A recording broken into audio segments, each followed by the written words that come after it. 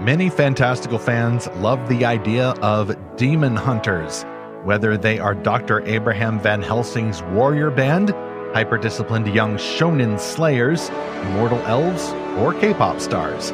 But in response to these righteous crusades, some fans find themselves defending the monsters. Are the monsters really that bad? Shouldn't we find ways to empathize with the monsters? Today we explore the thorny problem of fans who won't just defend the monsters, but actually liken themselves to demons. Speculative fiction, like no other genre, reflects the creativity of God.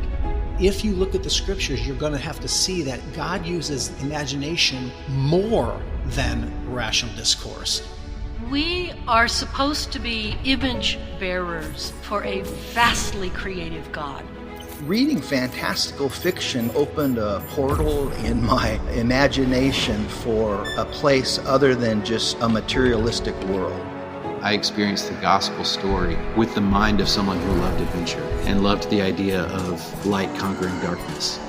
We're wired for stories that reflect how we see the world in ways that are true. The story is either pointing to Christ or it's pointing to our need for Christ. Don't touch that bush. There might be a demon behind it. This is Fantastical Truth, the Lorehaven podcast, whose mission is to help you explore fantastical stories for God's glory. I'm Steamer Burnett. I publish Lorehaven. I'm also the author of a sci-fi novel that launched earlier this year from Enclave Publishing called Above the Circle of Earth, about space missionaries of the next century. And I'm Zackary Russell, and I am putting on the full armor of God today because our struggle is not against flesh and blood, but the rulers, authorities, and powers of this dark world and spiritual forces of evil in the heavenly realms, and that literally means demons. It's not a metaphor. Yes, not a metaphor. We're talking about literal demons now, a presupposition of this entire podcast, our entire mission at Lorehaven. Demons are real.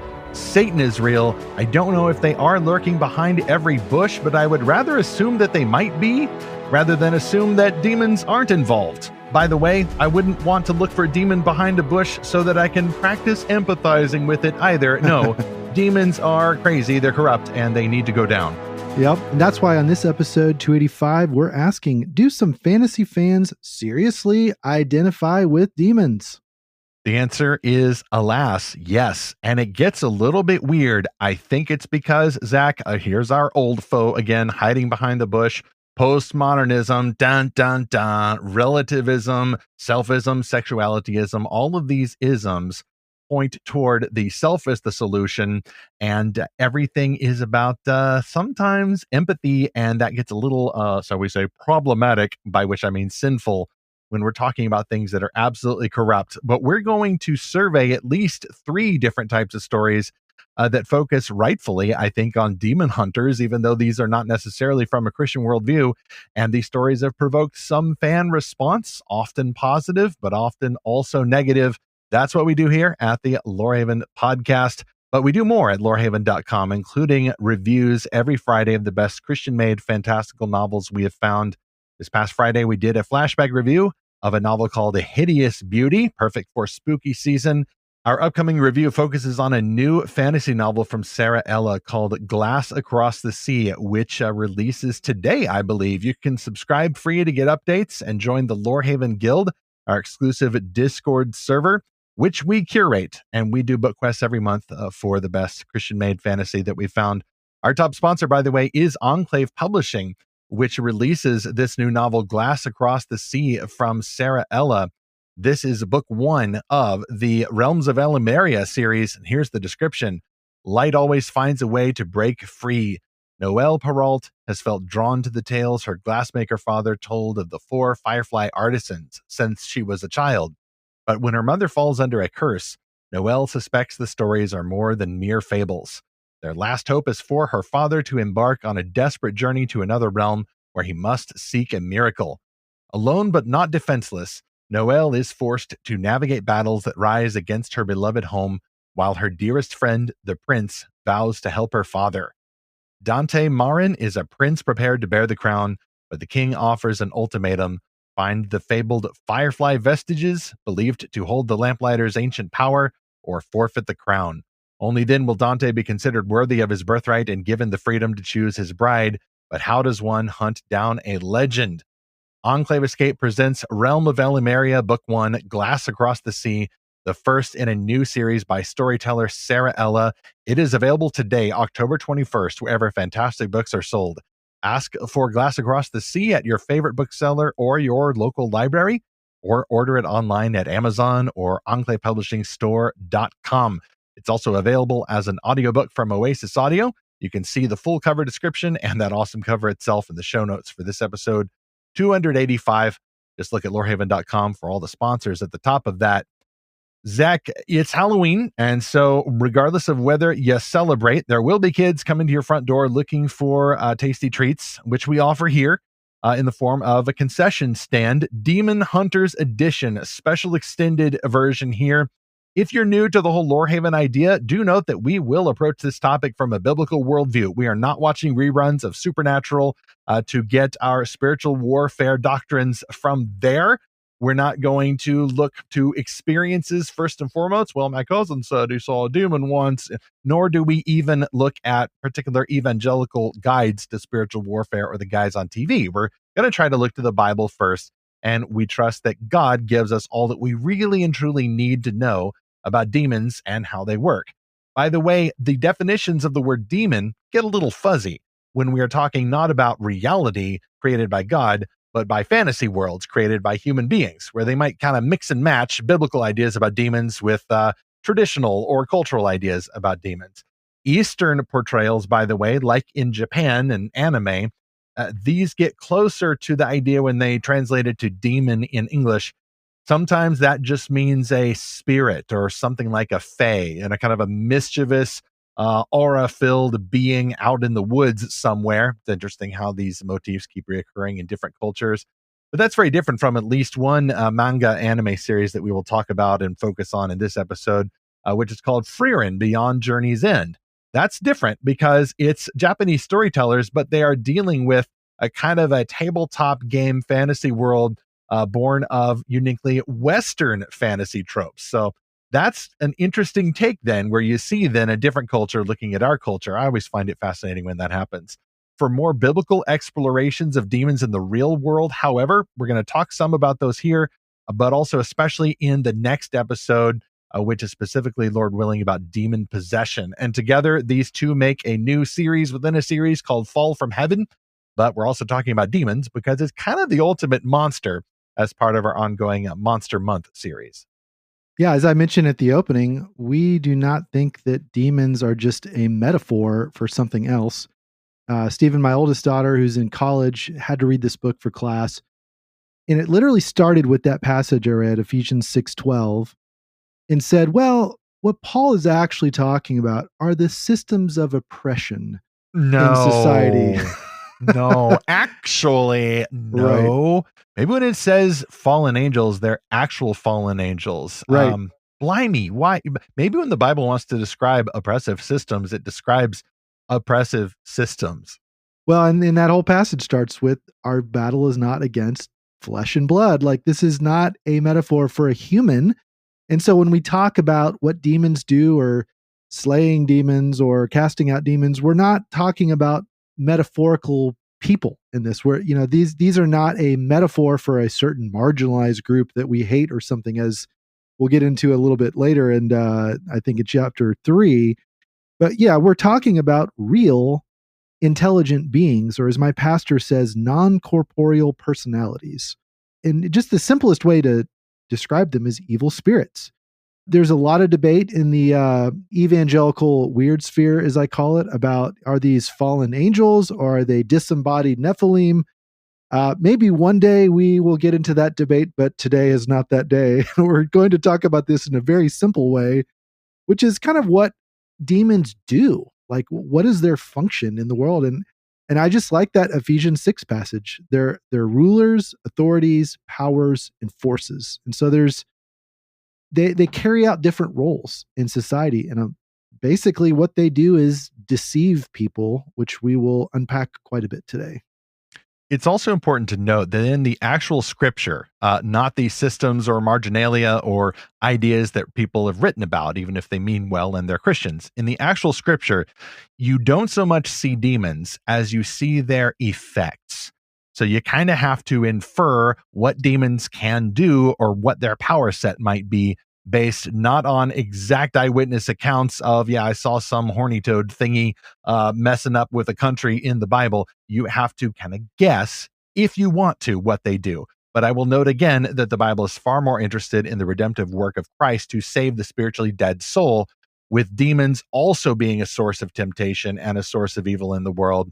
The Bible is far more focused on that issue of human sin. The demons and the ideas of what they do, they are technically secondary, but we never want to say, well, they're so secondary that they don't matter. They absolutely do. We've got to be aware of their schemes, and ultimately they answer to their father, the devil, who is extremely active in the world. But Christ, however, has in some way limited Satan's power. Christians disagree about exactly how. And so it is so important to note as we go in that Christ is already the victor. It's just a matter of playing it out till the end. But things are a little different when you switch into a fantasy world, which, as I mentioned in the concession stand, might define demon a little differently. And that gives Christians some pause, and I want to respect issues of conscience there. But I myself am not tempted to confuse reality for fantasy. As we go into chapter 1, in some tales, demons are neutral, broken creatures. So this is not a biblical idea. In this case, you could see the demon as a little bit more of a metaphor, but sometimes they're still basically irredeemably evil. We must concede, for the sake of this discussion anyway, the fictional redefinition under the word demon. And that goes double for stories that do have moral limits, boundaries between good and evil, rightfully so, yet not necessarily a Christian presentation of morality. For example, there's a character in Howl's Moving Castle, both the book and the Hayao Miyazaki film, Calcifer, who is described as a fire demon. That's the word in Diana Wynne Jones' original novel, and that's the word used in the English dub of Howl's Moving Castle. Calcifer's not a bad guy. He's just kind of an ornery fire spirit with certain supernatural powers. So a little bit more like a fae, you know? But in other tales, demons rather, behave more like ultimately corrupted human beings. So they call them demons because it's like they've had some sort of terrible accident with the paranormal, and they've gotten this supernatural power and this evil streak that brings out and amplifies the sinful choices that they've done. And they have a particular bent toward physically acting out the evil choices that they've done or the evil desires that they manifest.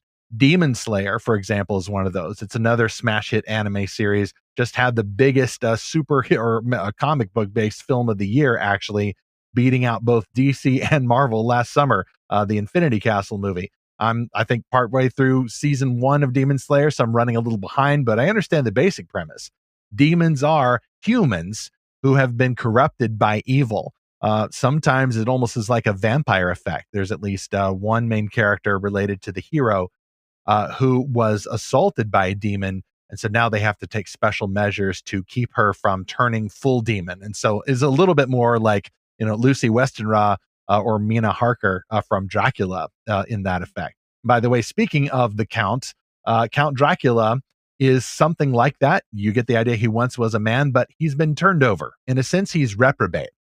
But even he gets a little sympathy at the end, almost a kind of a universalistic streak that everybody goes to heaven eventually, even if you have to put them down hard on earth. By the way, K-pop Demon Hunters, of course, the songs are still dancing around people's heads after Netflix's breakout summer hit. That has a similar idea about demons. Human beings can become, at least in one case, can basically turn into a demon. And, spoiler alert, he's still got to go down. All right. He's a villain. Demons get a villain song. There are basically kind of the Western version of demons who are just creatures. Don't think they were human before. They're just evil. And they do need to go down. There's tragic backstory for none of them except for one. And then even that needs to have kind of a tragic fate by the end. So it's a recognition that, you may feel sorry and all, and you may even make better choices, but there's still consequences for turning toward sin, for turning toward the demonic. Basically, these are more like fantasy monsters, kind of meta-humans. And by design, I think these neutral, broken, maybe reprobate presentations of demons in fantasy tales help us reflect on our own monstrous natures as human beings. We do start basically sinful, dead, as the Apostle Paul writes to the Ephesians, dead in our transgressions and sins. And then God has to supernaturally change that heart of stone to a heart of flesh, or else you are going to meet the same fate of the demons after all. We've got to see ourselves as God sees us, not as demonic, but certainly headed in that direction unless something changes. But that self-directed empathy must lead to a desire for change. We must then cry out under the conviction of God's law, wretched man that I am, who will deliver me from this body of death, and then look to Christ for salvation. Otherwise, Christ himself basically becomes to us as a demon hunter, and we must regrettably be dispatched. And that's the case in many of the stories I mentioned. Demons must change somehow or be saved by some spiritual or other measure, or else it is right that they be slain. I think it's just important to note that when we say about these stories demon, that's not quite the same thing as the biblical reality definition of demon. Yeah, and the basic biblical reality about demons is that they are a corruption of something good that God made. So they are spiritual beings, and God didn't make evil spiritual beings in the beginning. Everything God made was good. And so somehow or another, these good spiritual beings became evil spiritual beings. And again, the somehow or another is what evangelicals and everyone they love to debate right now on all the paranormal podcasts. But the important thing is that they came from something originally good. Now, does that mean that they are redeemable? Well, no, because that's another thing the Bible is clear about, especially through Hebrews, that there is no redemption for fallen spirits, that because Christ died for humans. That's why he became a human and he remains a human. So there is no sacrificial atonement for the spiritual realm. In fact, and that is one of the kind of interesting theories about all this to me, Stephen, is that perhaps why Satan rebelled, perhaps why other angels rebelled, is that they started to understand what God's plan was and got jealous that God was going to become a human to save humans, and maybe they had some kind of weird jealousy about that. I don't know. It's kind of an interesting theory. But the point is that there is no path to redemption for them. And so they are functionally irredeemable evil.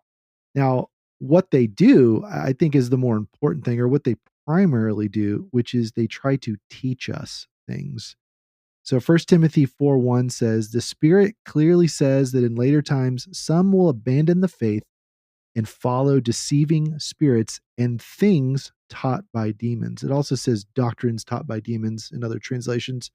That's why in verse 16, it says, watch your life and doctrine closely. Persevere in them, because if you do, you will save both yourself and your hearers.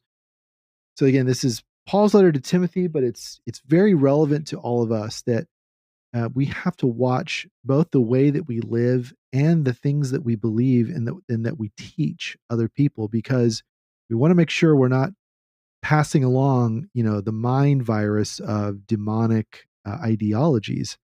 As you mentioned, Stephen, postmodernism is definitely in the mix here. I've got some thoughts on that I'll share in chapter 2.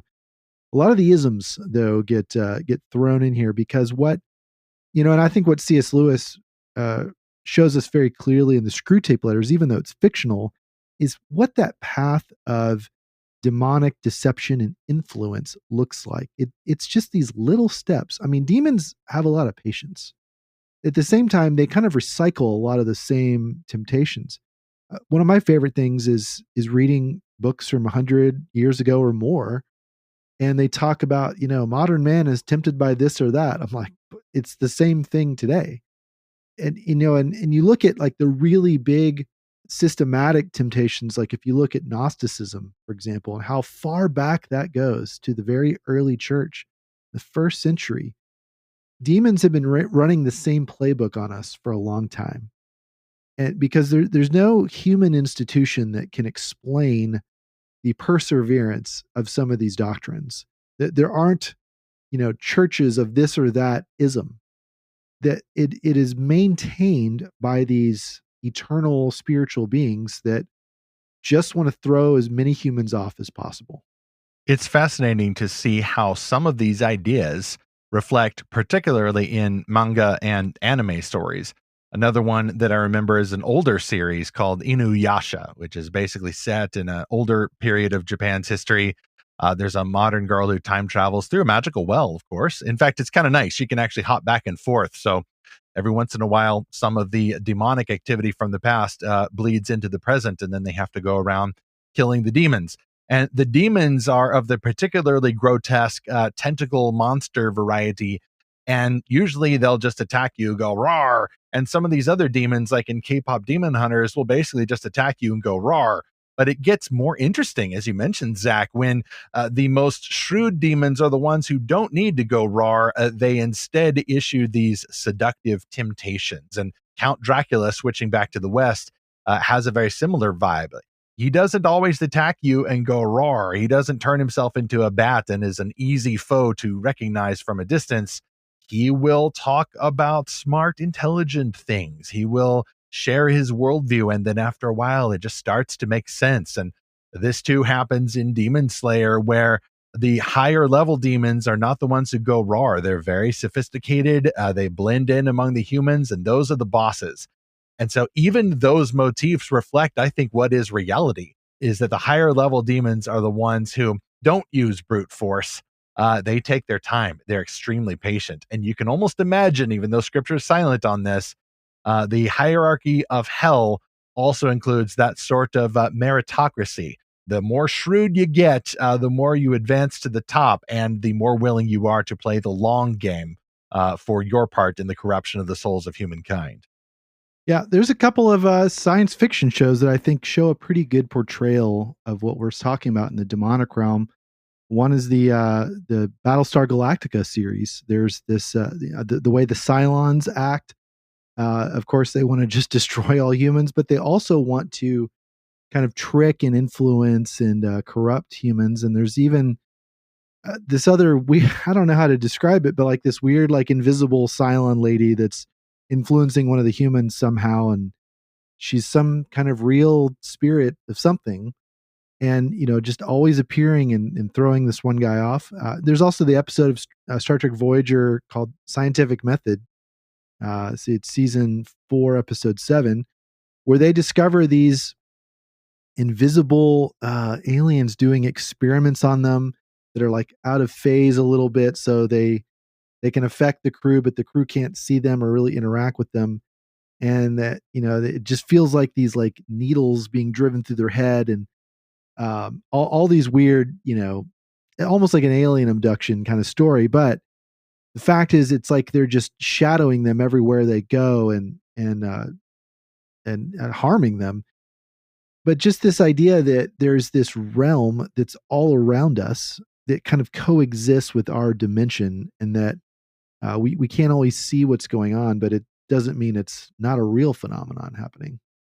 Well, that's a big difference from some of these stories too, because in most of these, I'm just scanning my list here, all of these creatures are in the fantasy world operating in the real world. I mean, according to the rules of the fantasy world. Yeah, exactly. They're not morphing out of some, shifted dimensional plane or something. In fact, it's more likely in science fiction that these beings come out of subspace, or the aliens are actually interdimensional entities and such. And it's fascinating to see just the recognition, at least at the fantasy level, of what we as Christians believe is absolutely true. There are these evil spirits out there. And that ultimately, although, clearing aside Calcifer and other basically neutral creatures that are, used for the label demon, a lot of these stories will have tragic backstories for the demons. Like Count Dracula was once a man. The demons in Demon Slayer were once regular human beings until they got bit or attacked or whatever. But for a lot of these creatures, ultimately, their fate is the same as if they were demons who were always evil, born to be evil. And that is the subject of our next story, Freer and Beyond Journey's End. We don't know the origin story of the demons, at least not yet, and the series doesn't care. But either way, it's the same as the demons in our real world, who did have a more benevolent origin, but who fell into sin from which they are reprobate, and they're not able to be redeemed. Which, by the way, I'll note in passing, is God's right not to have a redemption plan for the demons, and it matches the Apostle Paul's speculation in Romans 9, that God in his sovereignty has the right to create vessels prepared for destruction that aren't going to be redeemed for a holier purpose. Speaking of evil infesting the world, our second sponsor is author J.A. Webb with the Seekers series, a science fiction epic dystopian thriller of deception, faith, and the fight for truth. It's available for pre-order starting in November of next year. Here's the plot. It's the year 2158, and the world didn't end. It was enslaved. The Seekers are humanity's last hope, brave rebels who have risked everything to find the lost words of Creator God, banned and lost to living memory. But now their company threatens to fracture beneath the pressure of constant pursuit and uncertain reward as they ask, is this quest worth the sacrifice of their lives? Still, something ancient and powerful calls them forward because their search has become a battle for the soul of humanity itself, and the hunters that stalk them are not all of this world. Now, isn't that relevant? Watch for Interregnum coming soon, and it will be available for pre-order, as I said, in November of 2025. We'll have that link in the show notes, as well as the link to the author's website, jawebauthor.com. That is J-A-Web with two B's, webauthor.com. And look for the sponsors atop the episode page for episode 285. Well, lots of evil today, but always in the light of Christ. And in chapter 2, let's explore Frieren. Now, Zach, I put you onto this series. I think I picked it up, kind of hearing good things. It was a few years ago. Season 1 is out, and then season 2 is actually coming in January. And I just read a headline that said that the manga actually is on indefinite hiatus because one of the metaphorical demons that you get when you get a smash hit story in Japan like that is overworking. So pray for the creator of this series, and thank God for the creator of this series because it's a great one. Frieren Beyond Journey's End. Frieren is the name of the elf who's the heroine of the show, along with her friends. Season 1 is fully out, and as I mentioned, this world, it's not really a Japanese version of demons, neutral or broken or whatever. It's directly inspired by D&D RPG tabletop style tropes, the classic kind. Like they even have, what are they called? The mimics, the little chests that open up and you need to stay away from because they don't have any treasure in them.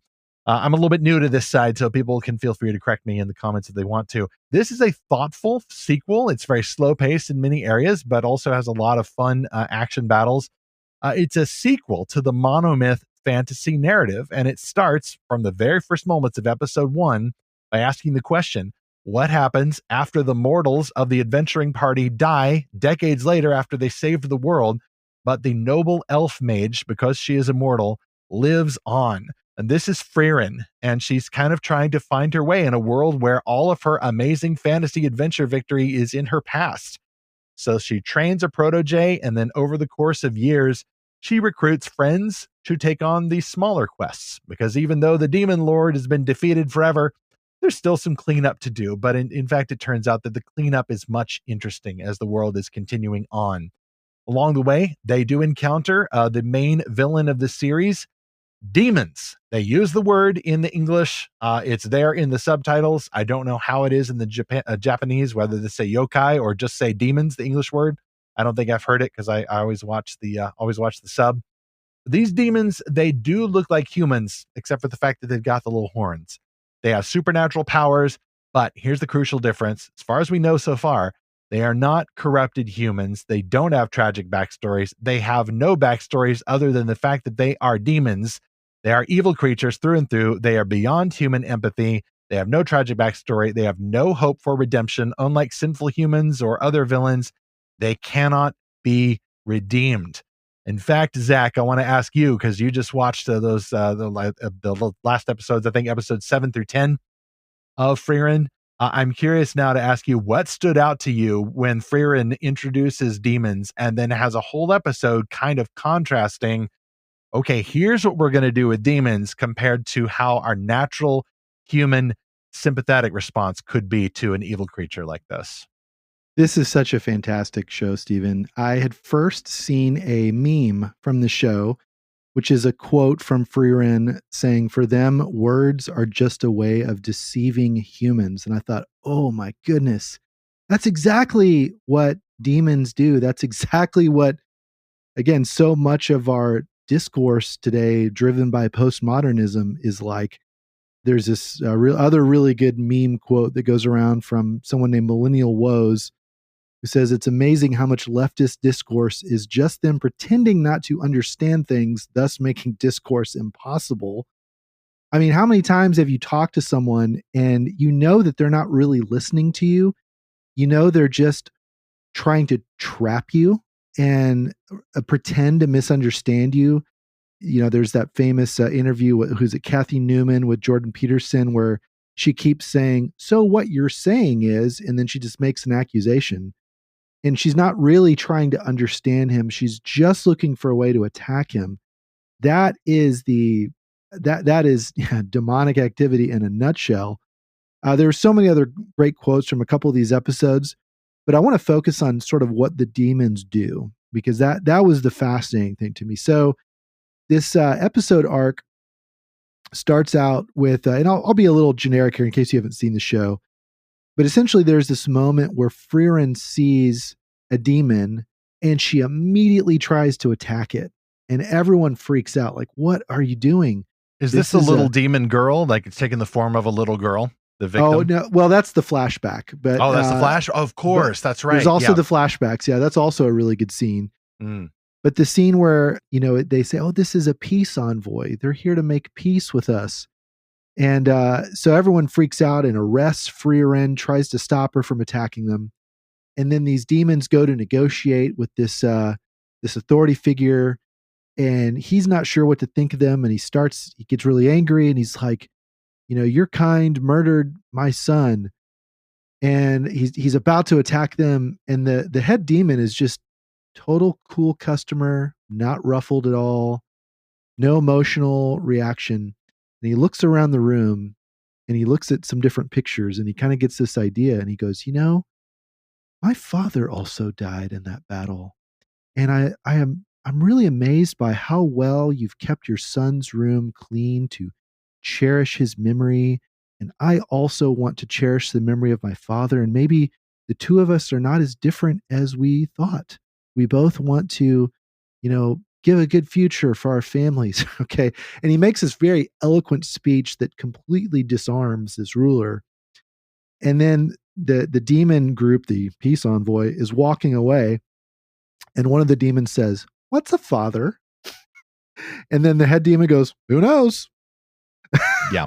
To them, words, just words. Just completely makes up a story. As Frieren said, they talk to us so that they may deceive us. And then there's this other quote where she says, demons are beasts who want to devour. And that's exactly 1 Peter 5:8, where he says, be alert and of sober mind. Your enemy, the devil, prowls around like a roaring lion looking for someone to devour. So I do need to mention the flashback. This illustrates how Frieren, if I recall correctly, learned that, as she says later, demons are simply monsters who have learned human speech. In the flashback, Frieren is remembering how she was the elf mage along with the adventuring band led by Himmel the hero, who's like this young man, like he could be the protagonist of another anime series that we haven't seen. And they arrive at this village, and if I remember right, well, Zach, you've seen it more recently. It's the little girl who is crying out for her mother. Yeah, how exactly does that go? Because you've seen it more interesting. We'll put the conclusion of that scene in the show notes, though, the video. Okay, so there's a demon girl who apparently has murdered a human girl. And so now this town village has caught her, Himmel the hero, Frieren. They're about to, you know, execute this demon. And then she starts crying for her mother. And it makes everyone stop and feel sympathetic. And then one by one, they start to kind of be swayed by that and say, oh, this is just a lost child who's confused, and she had a hard life. And, you know, she misses her family too, and she needs love like everyone else. And let's take her in and we can fix her. And it shows this kind of montage of her being sort of this adopted child of the second family, until one scene where it shows their house burned to the ground and the father of this other family murdered. And then the demon is holding this other human child, and she takes it to that first family and says, you missed your daughter, and so now I've brought you a new one. I'm just trying to help.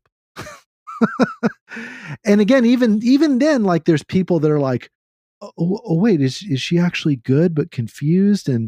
But thankfully, pretty much everyone sees through it and is like, they are just trying to exploit our empathy to lower our defenses.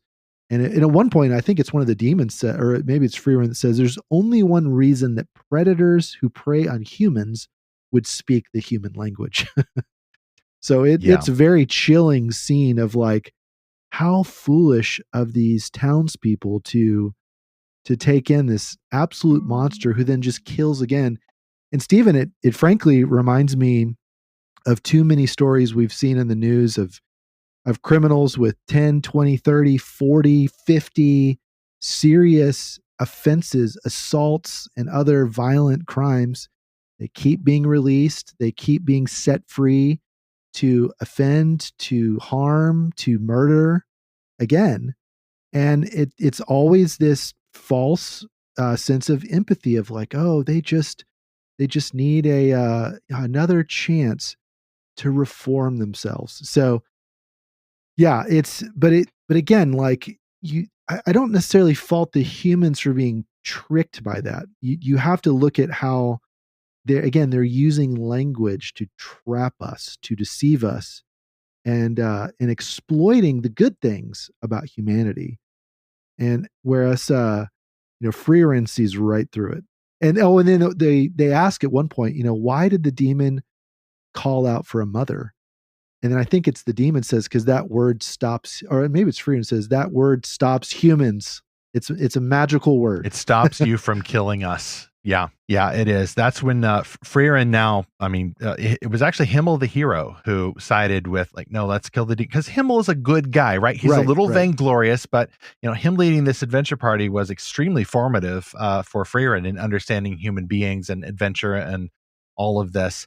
And Himmel originally stopped the demon from being killed, but now after that situation happened that you described, Zach, Freerin steps forward to kill the demon and says, are you going to stop me this time? And Himmel is just in grief. He's just anguished. And he's just like, no, I'm not going to stop you. And he's crying, but you realize it's got to be done. This is a monster. And here's where we need to be very careful, because we may say, for example, that, a human being, an agitator, an evil, corrupt politician, or I would even add to that, a spiritual manipulator who's like even a pastor of a church may use words only as a means to deceive humans. And we may say, well, that's demonic. Well, we got to be careful, and we'll talk more about this in the next chapter. Okay, technically it's not, it's a human being, but some humans have fallen so deeply into this level of corruption that I think it's right to say that's demonic. We're not saying that person is a demon, because technically they could still be broken and repent, but some have gone so far into that level of sin that we really have no choice but to almost treat them like a reprobate person.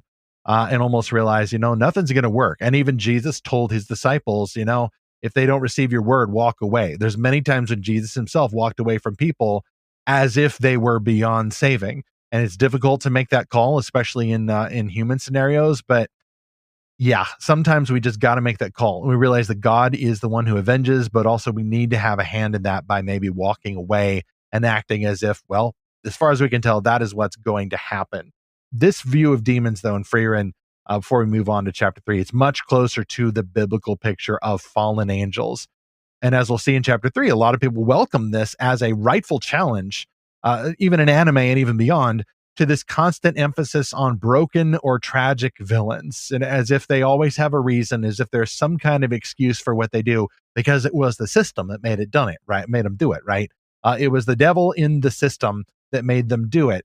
And Freerin comes along and says, no, some things are beyond redemption and they need to be destroyed. And the destruction is 100% morally justified. That's part of engaging our world, is discerning these evil things, but also the good things. And so if you want some resources to help you do that, we turn to Sponsor 3, our cultural engagement giveaway, which ends, today, the release date for this podcast episode, Tuesday, October 21st. You have one more shot to go to our Instagram profile and follow the instructions there, the post we've pinned at the top, to win 3 books to help you engage not only the evil, but also the good in popular culture for the glory of Christ. The first one is the nonfiction book that I helped co-author called The Pop Culture Parent. The second one is my sci-fi novel, Above the Circle of Earth, about Christian heroes who have to engage a very corrupt world ruled by secularism and start a first space missionary outreach above the Circle of Earth versus a lot of the problems at home when you are living in a sheltered Christian environment in the next century. And then the third book is by our friend Marion Jacobs called On Magic and Miracles. So if you're a little nervous about wizards and elves and things who are wielding magic, fighting demons and stuff, even in K-pop Demon Hunters, this On Magic and Miracles is your go-to resource. Just go to Instagram.com, look for Lorehaven there. You'll find us and follow the profile and follow the instructions on that post, that is pinned at the top. But at the end of Tuesday, October 21st, we're going to do the drawing, and this sponsor read will mean nothing to you, but follow us on Instagram anyway. Chapter 3. In response to Frieren and some of these other stories, some fans are actually identifying with evil. So that's the horrible news. But let's put the good news first, because before fans were taking umbrage to Frieren's all evil demons, I will say that many fans welcomed this as a helpful correction to overdone tropes.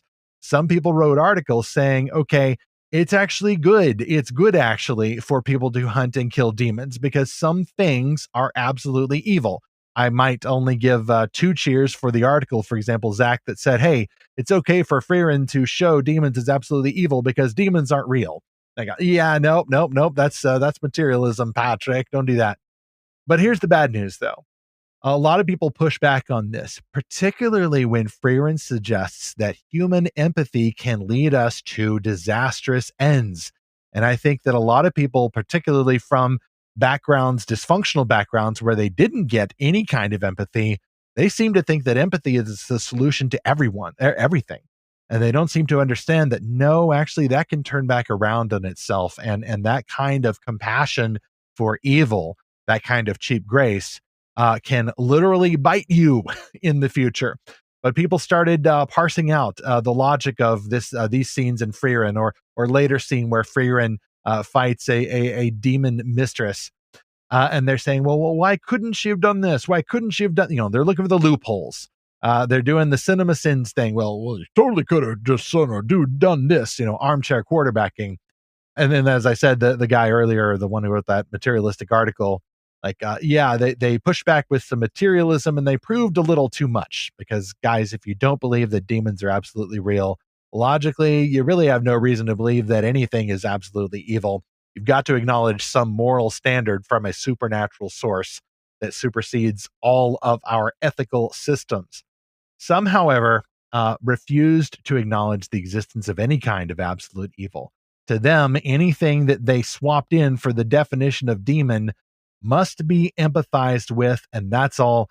And the worst cases had people getting in there and making, the meme of the picture, like in the person looking in the mirror, like, you get in there and you make this about you. That's what people did. They saw themselves in the story. They committed eisegesis.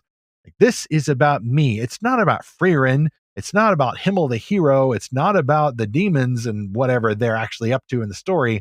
They cast themselves into the story, not as the heroes or the anti-heroes, but as the demons. And then, Zach, I think you mentioned this earlier, some tried the old hero complex trick with a socio-political class evasion, and they projected into the story the marginalized or the minorities. In other words, they have no moral or creative category for absolute evil. All they can do is think about their little pet political causes where, okay, whenever anyone says something is bad, I don't know what that means. So it must mean that they're just trying to get power over the weak victims whom I will save because I'm the hero of my own adventure story. And now we're not even really talking about politics. We're just using political issues as a performative cosplay, the styling of oneself as a defender of the oppressed in order to distract, oh so conveniently, from the reality of absolute evil as reflected even in that fantasy world. Yeah. So there was a YouTube video that you linked there that I watched last night. And the guy's argument comes down to saying, quote, demons having intelligence and an understanding of human morality means they have all the components necessary to choose not to kill or to adopt a different moral free code. will above all. Okay, I see Yeah. how it is. Well, and this is to completely, first of all, that entire thesis that guy was arguing in that YouTube video ignores the supernatural dimension of evil. I mean, he's making an anti-supernatural argument to explain the supernatural world and demons. So it's a completely self-refuting argument, first of all. Second of all, just basic psychology refutes this. Like, if you look into the so-called the cluster B personality disorder category, man, I'm sorry, but people with those disorders, it's a extremely uphill, if not impossible, battle for those for someone with that to really change. So again, if you're just looking at this from a materialistic view, just basic psychology refutes that. But this really comes down to, first of all, a lack of understanding about human depravity. And secondly, it elevates this Rousseau view of nurture over nature. And, there is, we're just a blank slate and it's only society that's corrupt. And therefore, anyone can change if they're just in the right system. Again, it's just such a simplistic, completely wrong. It's been proven wrong for the last 200 years over and over and over again. People find this, the biblical view of the demonic and evil problematic because they not only do they have an incorrect view of human nature and the spiritual realm, I think they've also adopted very anti-human worldviews. And this shows up in the cultural and political realm as things like abortion, transgenderism, euthanasia. Just these ideologies that cheapen the value of human life. And why am I making that connection? It's because Romans 1 talks about a process that people go through until ultimately their hearts were darkened. In John 3, it talks about the light comes into the world, but people loved darkness instead of the light because their deeds were evil. And so as people choose to do things that are evil, it has a cumulative effect. It's like compounding interest. And again, with the spiritual realm, there is no path to redemption. So they have fallen away from God.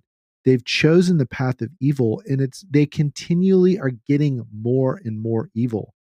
And I believe Lewis has talked about this, about how every day there's like a battle. There's like you're on a beachhead and like you're either capturing more territory as you choose virtue, or you are losing territory by choosing vice. And people that go into eternity without the Lord, who are not redeemed, they're going to continue to become more and more depraved and dark in their thinking. And that's why, and Jesus shows us this in Luke 16, where there's the rich man and Lazarus. Lazarus is a saint. He goes to be with the Lord. It says by Abraham's bosom. The rich man is unredeemed, unsaved, and he goes into basically hell.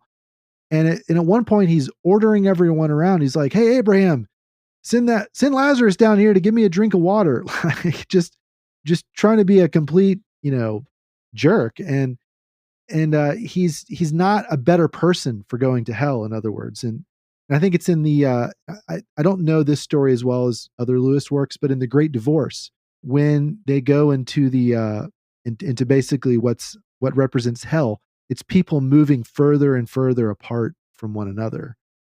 So adopting the ideologies of demons, it darkens the mind, and it makes people incapable of even understanding how evil is operating.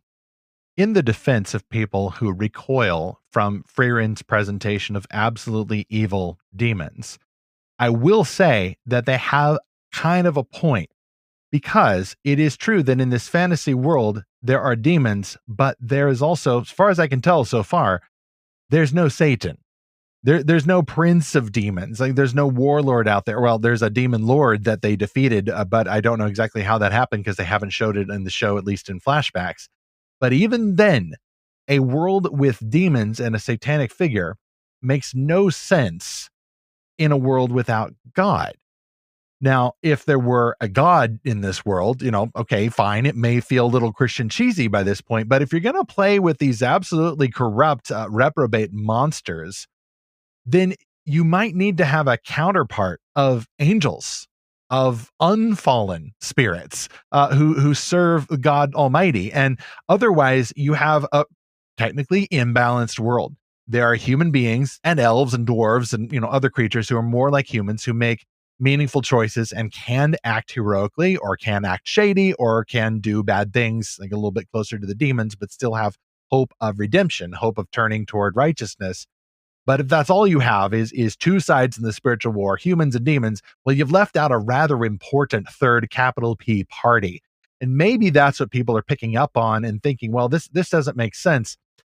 And that would be the better, most strong case, because it's got to be contextualized then as only 2/3 reflection of a whole Christian portrait there. Now, the problem comes, of course, when people recoil from that and then they don't go to Christianity to explain the rest of it and say, well, this is only a fraction of the whole. And if people are recoiling from that, it is more likely not that they miss God in the story.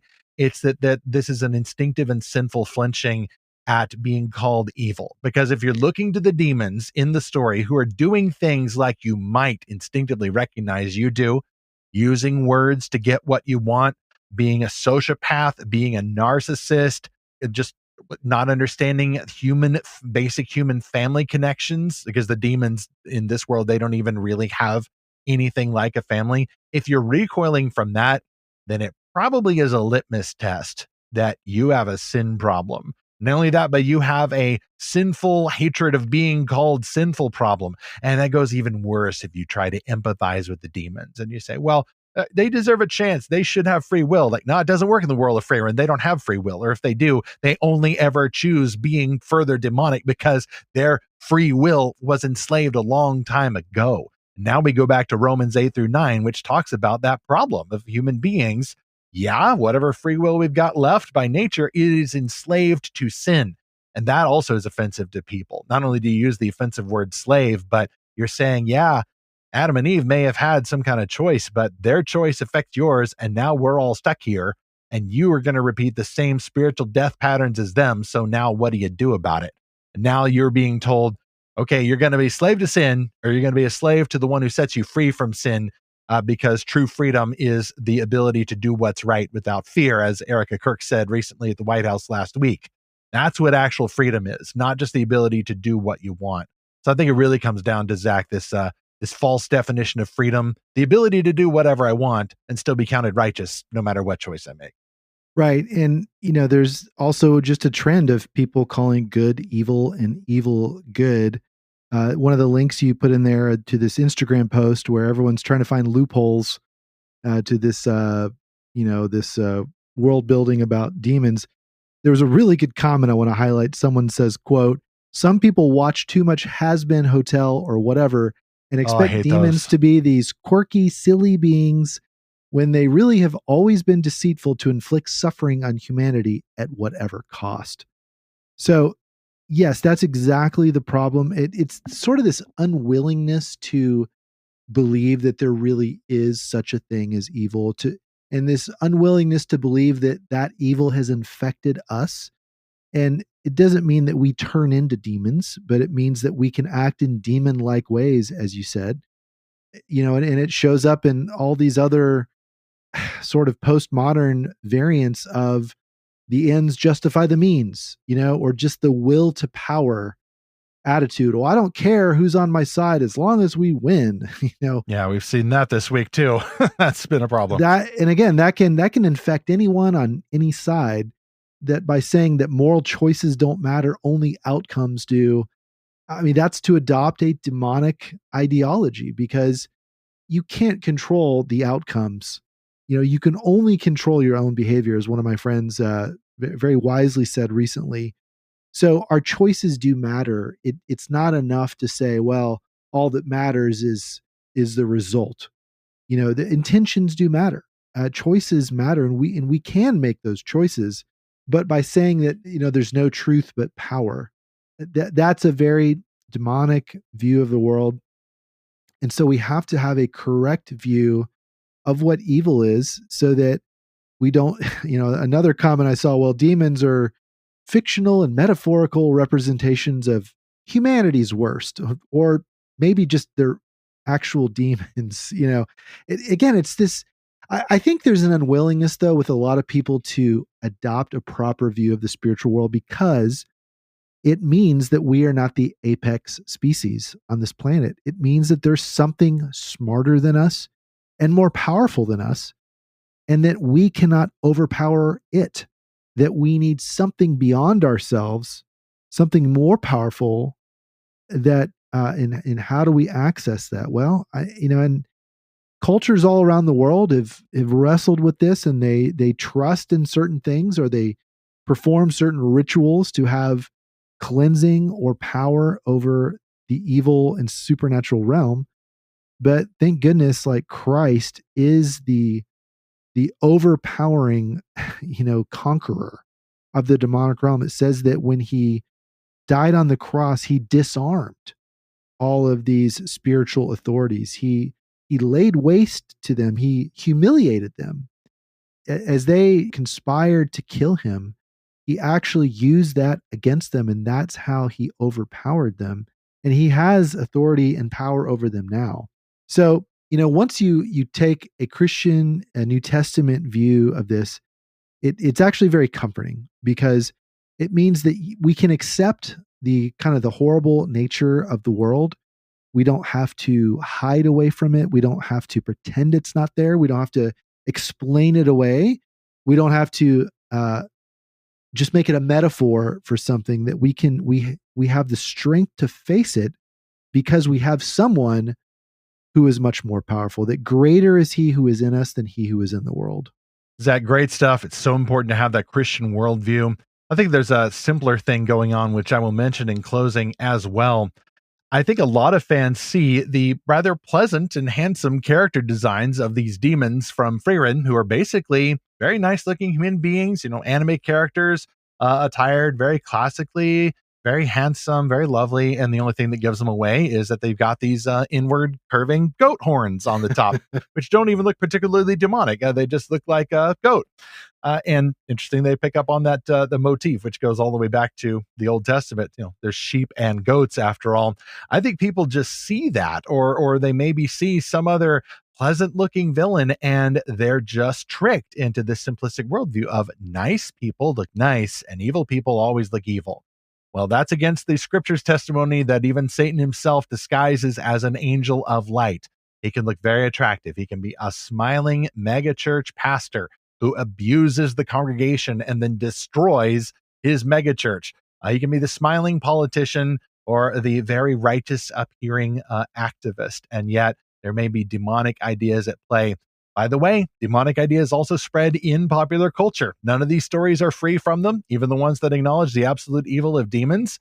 But I do need to give a special shout out to K-pop Demon Hunters, which of all of these stories is the one that comes the closest to recognizing that demons are even in popular culture. It takes the bold narrative choice of having an entire boys K-pop group who are literally demons in disguise, and they're called the Saja Boys, and they're very sexy, and they're very cute, and they're very colorful, and they sing such catchy melodies. And then at the end, you get a full-on villain song called Your Idol, which starts with Latin chanting and everything. And these villains now are dancing about saying how they will fulfill your desires. Their lies are going to get under your skin, and then they're going to be your idol. So it actually takes that idea of the pop idol and turns it back toward that Christian definition. And by the way, spoiler alert, at the end, all them demons got to go down. They're not going to be just put in a happy 1960s Batman prison or turned to good again. There are sparkles and songs aplenty, but there's still the core worldview there. Demons are evil, need to go down. Human beings, you don't want to be like demons. You don't want to share in their fate. Therefore, repent, lest God destroy you, just like the ultimate demon hunter. And then once you have become not a slave of sin, but a slave of righteousness, serving the Lord Jesus Christ, the ultimate demon hunter, let's thank him for his mercy. Well, to you, our listener, we want to know, Do you prefer fictional demons that are broken or totally evil? Do you want to see the demons redeemed or completely destroyed in the lake of fire, or whatever huge spell that Frieren casts and vanquishes them and turns them into floating particles of mana? So send us a note to podcast@lorehaven.com. Tell us your favorite demon stories, or find us on Facebook, Instagram, X, or our Discord server, the Lorehaven Guild. Speaking of said guild, Zach, no surprise that we got a lot of discussion in the past week or so about our previous episode 284 about the alien invasion. How would any real aliens actually invade Earth? A lot of people have some great things to say about your unified grand theory of UAPs. I don't know if you have an official title yet, but I'll put that one in the running. And then there was some deconstruction of the videos and some of the testimonies that you brought in. It turns out, according to one guy, it really was a weather balloon, and yet he also agrees there's spiritual forces at work. Here's a video. He said, well, that actually was a military drone. And then one person said, as a native-born Roswell, New Mexican, born and raised, this podcast hit home literally for me. Great discussion in there. Too many comments to read on here, but do subscribe free at lorehaven.com. We'll email you that secret code for the Lorehaven Guild. Then you too can join in and fight, if not demons, then alien ideologies. Next on Fantastical Truth, demons do bad things in the Bible and in the modern world, but how does a fallen spirit get around its limitations as an immaterial being? Meanwhile, this is related. How do creators of movies about demons get around the obvious budget limitations and the need for showing, not telling? Answer in both cases. Demons possess people. Even in science fiction, the bad alien entities often do this. But is this really the best word to use for the method that these satanic agents use to really influence, provoke, or oppress human beings? That's on our next episode. Gonna get a little dark here as we move toward Halloween. That is the point of spooky season and this Monster Month series. Just exercise some caution while you're exploring these things, either here or in other podcasts. It's fun to speculate about demons and what they do and why, but always one way or another bring it back to that human element. We are not demons, we are human beings. We do have the ability to make choices, even if we start off enslaved to sin. Always let it lead back to Christ, the vanquisher of the demons, starting now and then for eternity. Look to him as we continue to seek and find his fantastical truth.